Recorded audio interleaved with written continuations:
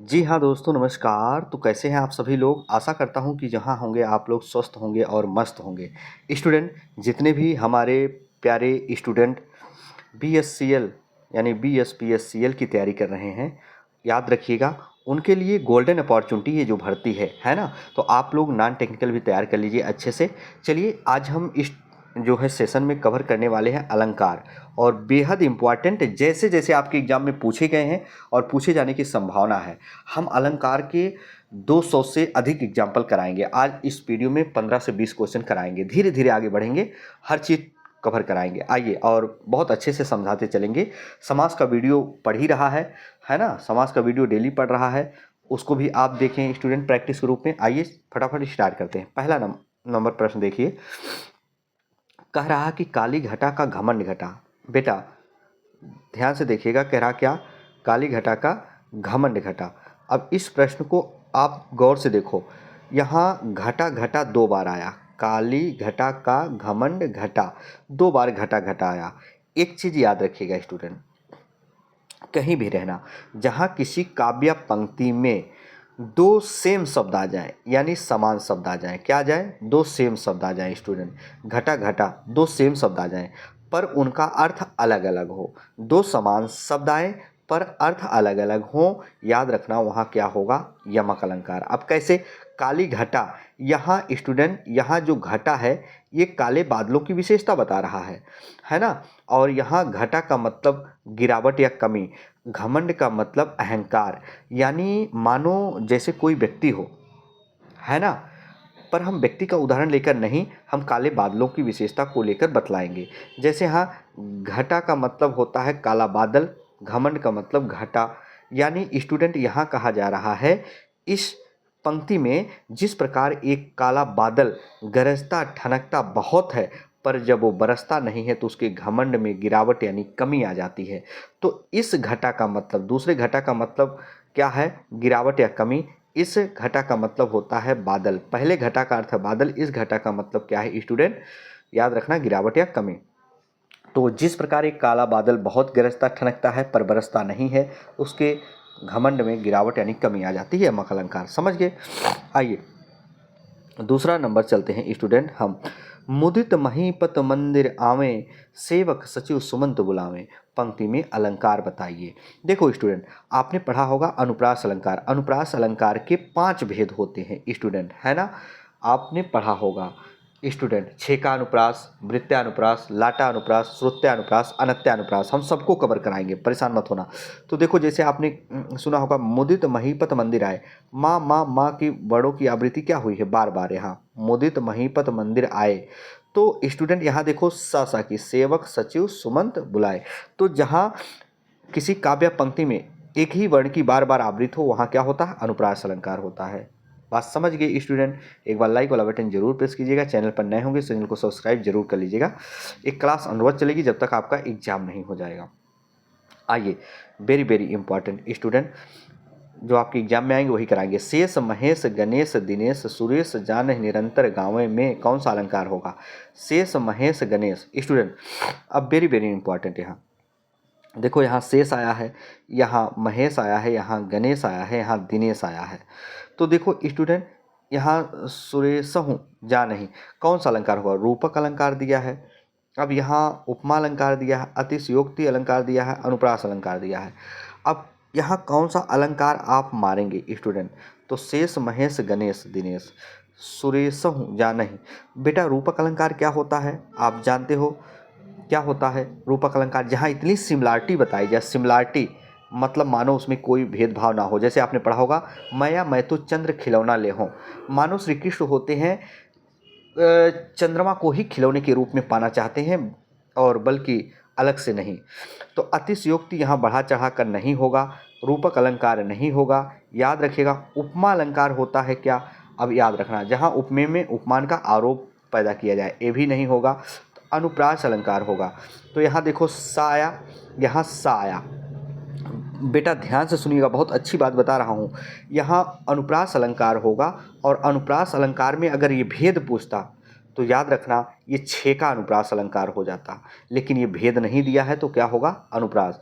जहाँ वर्णों की आवृत्ति एक बार होता है ना बेटा, उसे 6 का अनुप्रास कहा जाता है, क्योंकि इसके 5 भेद होते हैं। अगर बहुत डिटेल में वीडियो पढ़नी हो तो लेक्चर पढ़ी है, जाके जितेंद्र क्लासेस ज्वाइन करें, आज ही पढ़ें, सारा चीज़ आपका क्लियर हो जाएगा। आइए, पीपर पात सरिस मंडोला। स्टूडेंट कह रहा है यहाँ पीपर पात सरिस मंडोला में मन क्या है, वेरी वेरी इंपॉर्टेंट स्टूडेंट। पीपर पात सरिस मंडोला। स्टूडेंट यहाँ पहले ये बताओ अलंकार कौन सा होगा, पीपर पात सरिस मंडोला। स्टूडेंट कितने स्टूडेंट कमेंट बॉक्स में कमेंट देंगे, है ना। याद रखना, अगर ये अलंकार आ जाए तो उपमा अलंकार होगा। कौन सा अलंकार होगा, उपमा अलंकार। पीपर पात सरिस मंडोला, तो जहाँ उपमा अलंकार की पहचान बता दे रहे हैं, जहाँ सा आ जाए, जहाँ सी आ जाए, जहाँ से आ जाए, जहाँ समान आ जाए, जहाँ सदृश आ जाए, जहाँ ज्यों युव तुल्य सन, ये जहाँ आ जाएंगे वो कौन सा अलंकार होता है स्टूडेंट, हमेशा उपमा अलंकार। अब यहाँ स्टूडेंट मन क्या है कह रहा है, मन क्या है, मन उपमेय है ना, मन क्या है, उपमेय है। बहुत अच्छे से मैंने बताया है, वीडियो में जाके आप देखेंगे तो सारी चीज़ें आप समझ जाएंगे स्टूडेंट। आइए 5वां नंबर क्या कह रहा प्यारे स्टूडेंट, चैनल पर प्लीज़ नए होंगे तो सब्सक्राइब जरूर कर लीजिएगा स्टूडेंट, लाइक वाला बटन जरूर प्रेस कीजिएगा। रहीमन पानी राखिए बिन पानी सब सून, और पानी गए न उबरे मोती मानस चून। वाह वाह, क्या बात है स्टूडेंट, कि रहीमन पानी राखिए स्टूडेंट बिन पानी सब सून। रहीमदास जी कहते हैं कि बिन पानी सब सून, इस संसार में याद रखिएगा बिना पानी के सब कुछ सूना है। अरे पानी गए न उबरे मोती मानुष चून। प्रिय स्टूडेंट यहाँ याद रखिएगा पानी के कई अर्थ निकाले गए हैं, याद रखना, कभी गलत मत करना। पानी के कई अर्थ निकाले गए हैं, जैसे यहाँ दिया है पानी गए न उबरे मोती मानुष चून। यहाँ स्टूडेंट मोती के लिए पानी का अर्थ होता है चमक। जब तक मोती पानी में रहती है तब तक वो क्या कहती है, चमकती है। और मानुष का मतलब होता है मनुष्य। मनुष्य के लिए पानी का अर्थ होता है इज्जत, मान सम्मान। जैसे कोई आपके दरवाजे पर आ जाता है, जब तक आप पानी नहीं पिलाते हैं, कोई कोई कहते नहीं हैं गांव घर में कि यार उनके यहाँ जाओ तो पानी ही नहीं पूछते हैं, तो मान सम्मान की बात होती है। और चून, पानी का अर्थ चूने के लिए होता है जल। याद रखिएगा जो व्हाइट सीमेंट होता है जिसको चूना कहते हैं गांव गिराव में, तो जब तक उसमें पानी नहीं मिलाओगे तब तक वो किसी यूज लायक नहीं होता। घर की पुताई भी करते हैं लोग, खाते भी हैं, देखो तम्बाकू में मिलाकर, है ना। तो याद रखना, जहाँ याद रखिएगा एक ही शब्द का कई अर्थ निकले तो याद रखना वो श्लेष अलंकार होता है। कौन सा अलंकार बेटा, एक बार लाइक वाला बटन जरूर प्रेस कीजिएगा, है ना। आइए यहाँ देखते हैं 6ठा नंबर, तनन तनुजा तमाल तरुअर बहु छाए, अरे झुके कूल सो जल परसन हित मनहु सुहाए। कविता में पंक्ति का कौन सा अलंकार होगा बेटा, तनन तनुजा। देखो समय नहीं व्यतीत करना, फटाफट याद रहना, अनुप्रास अलंकार, है ना बेटा। चलिए 7 नंबर क्या कह रहा है सभी स्टूडेंट, है ना। चैनल पर नए होंगे चैनल को जरूर सब्सक्राइब कर लीजिएगा स्टूडेंट, डेली ये क्लास चलेगी। देखिए निम्नलिखित में कौन सा अर्थालंकार का प्रकार है, अर्थालंकार। अर्थालंकार में क्या होता है स्टूडेंट, जहाँ याद रखिएगा अर्थ की सुंदरता पर काम होता है, तो अर्थालंकार कौन सा है। शब्दालंकार में कौन सा आता है स्टूडेंट, अनुप्रास यमक श्लेष आते हैं, बहुत ध्यान सुना, अनुप्रास यमक श्लेष आते हैं, और वक्रोक्ति भी श्लेष का उदाहरण ही है। तो बेटा याद रखना, रूपक उपमा उत्प्रेक्षा, जितना बता रहे हैं लिख लेना, कापी लिए होंगे। रूपक उपमा उत्प्रेक्षा, रूपक उपमा उत्प्रेक्षा अर्थालंकार के अंतर्गत आते हैं, जबकि अनुप्रास यमक श्लेष वक्रोक्ति ये शब्दालंकार के अंतर्गत आते हैं। चलिए स्टूडेंट आइए आगे चलते हैं, है ना। प्रिय स्टूडेंट आइए कह रहा क्या यहाँ, फूले कास सकल महिछाई जनु वर्षा ऋतु प्रकट बुढ़ाई। इस पंक्ति में कौन सा अलंकार है, फूले कास सकल महिछाई जनु वर्षा ऋतु प्रकट बुढ़ाई। बेटा यहाँ देखो, फूले कास सकल महिछाई जनु वर्षा ऋतु प्रकट बुढ़ाई।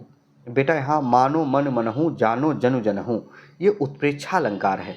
जहाँ उत्प्रेक्षा अलंकार का कैसे पहचान करेंगे, देखो जहाँ मानो मानो आ जाए, मनु आ जाए, मानो मनु मनहूँ मनहूँ, ऐसे जानो जनु, जनु आया ना, देखो जानो जनु जनहूँ, जनहूँ आ जाए, जनहूँ, तो समझ जाना बेटा वो कौन सा अलंकार होता है, उत्प्रेक्षा। आइए उपमा अलंकार में, उपमा अलंकार का निम्नलिखित में से कौन सा अंग है, उपमा में से कौन सा अंग है।